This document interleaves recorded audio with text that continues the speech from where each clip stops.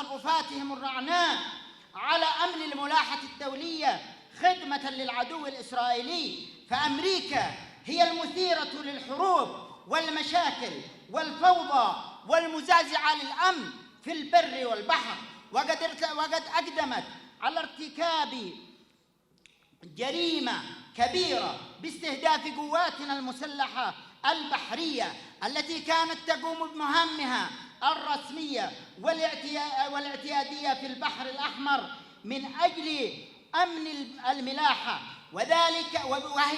وأمريكا بهذا التصرف فتحت النار على نفسها وجلبت الخطر على مصالحها، ولن تفلت من العقاب والرد بإذن الله تعالى.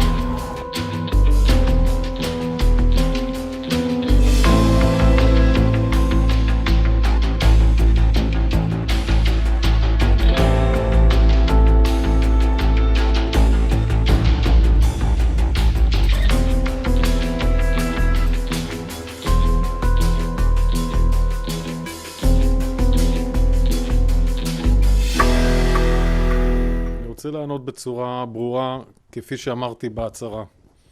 אני לא מתייחס למה שנשמע כאן או במקומות אחרים. אנחנו ממוקדים בלחימה בחמאס מתחילת הדרך, וכך נמשיך לעשות את זה. בעורף אנחנו מעדכנים את הציבור בהנחיות.